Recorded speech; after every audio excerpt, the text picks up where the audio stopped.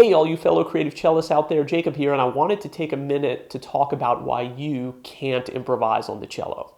Most of us started our creative journeys with some type of scale, right? Whether it was a major scale that we played over and over again against a simple bluegrass tune, or maybe a pentatonic scale that we jammed over a blues progression. But no matter how you started, and no matter what type of music you aspire to play, we all come up against the same basic issue as improvisers at one point or another, and that's the idea of playing over changes, right? Equating melody with harmony.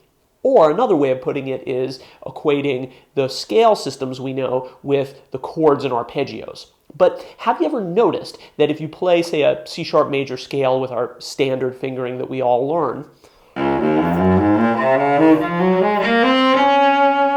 and then you say play a C-sharp major arpeggio, or maybe use this fingering,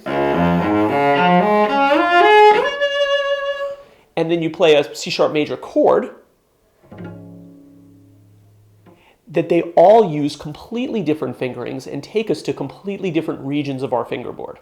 Now, as I've said before in the Improviser's Guide, the scales that we play and the method of thinking behind them, right, that's very important, was developed by classical pedagogues for repertoire-based playing. In other words, they're designed to help you understand the different positions of your instrument or get your shifting chops together.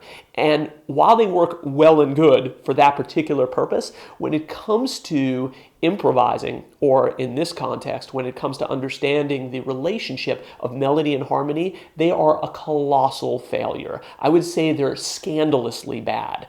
And if we compare this to, say, our piano playing colleagues, any of you guys that have ever played the piano for a minute know that when you play an arpeggio and a chord, your fingers are basically in the exact same place, right? And even when you play scales, you're using pretty much the same system of fingering.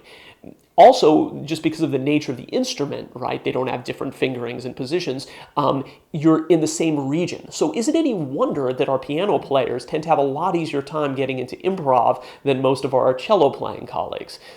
Think about this in the context of the guitar. For those of you that have ever played any guitar, you probably run into the caged system, right? Where you're using the same systems of chord shapes and then simply filling in the gaps in the same region with the same fingerings to figure out what scales go with what chord. So is it any wonder that guitarists have a lot easier time doing that than we do? Well, I am incredibly excited to announce the Rosetta system. Think of the Rosetta system as sort of a unified field theory of understanding and playing the cello. The Rosetta system will finally allow those of you that have been studying IGC to link together melody and harmony in a way that you never thought possible and free you to achieve your full creative potential as cellists. For those of you that haven't had a chance to check out IGC yet, I want to encourage you, for less than the cost of a single private lesson, you can join our community for a month and see what the fuss is about.